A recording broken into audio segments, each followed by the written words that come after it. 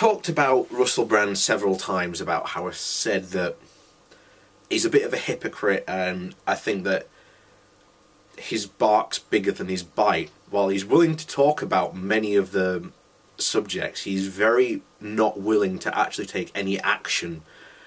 He's basically not willing to put his word into action. And recently there was an article, I think it was the Telegraph, about how they were saying that unregulating the or decriminalising drugs is a good idea. And I said I agree with them, but there's an underlying cause which many of these people aren't going to get, and it's not going to get, but we'll get into that later. But having people like Russell Brand come in and say support it. I know that he's an ex-heroin addict and everything, but I think that he delegitimises the cause, because I think very often he's a walking contradiction. You have had a march, what was it, only a couple of days ago, and you had Russell Brand speaking at it, and Russell Brand was saying about how we need to vote these people out. Well, guess what? Russell Brand has made several videos and said several times in interviews and in other places that he doesn't vote, and he encourages other people not to vote. So that's a bit of a mixed message when you're saying things like that.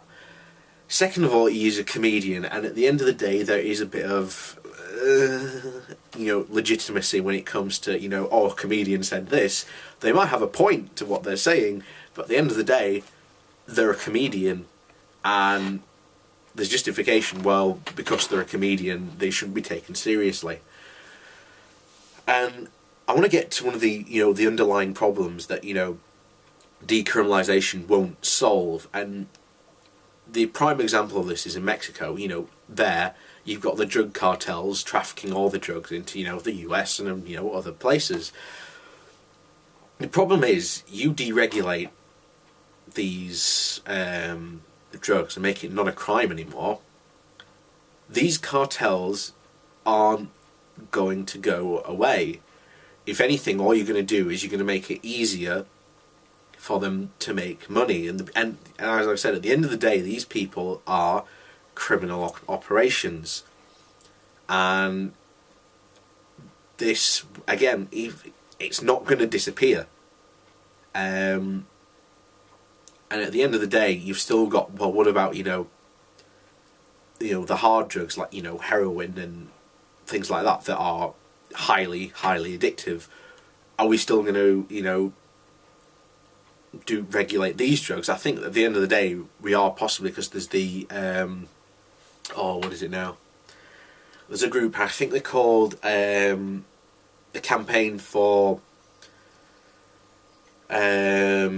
Legalised Drug Use or something like that. But they've got 5 points, and I sort of agree with what their points are.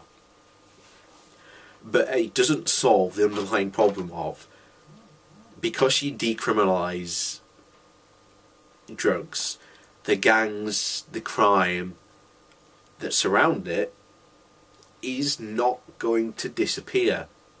And again, decriminalisation will cause a whole new set of problems. And I think even before you decriminalise the drugs themselves, or even start to talk about decriminalisation, or even start the process, you've got to start thinking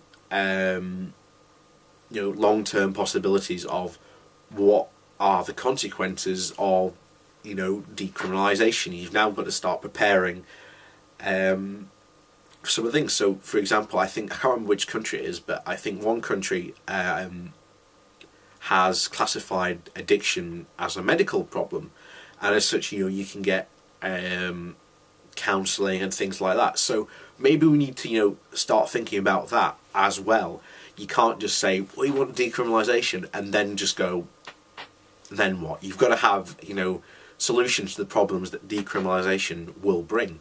So that's my sort of little rant about Brand brand drugs and decriminalisation. I was going to say brand drugs and rock and roll, but never mind.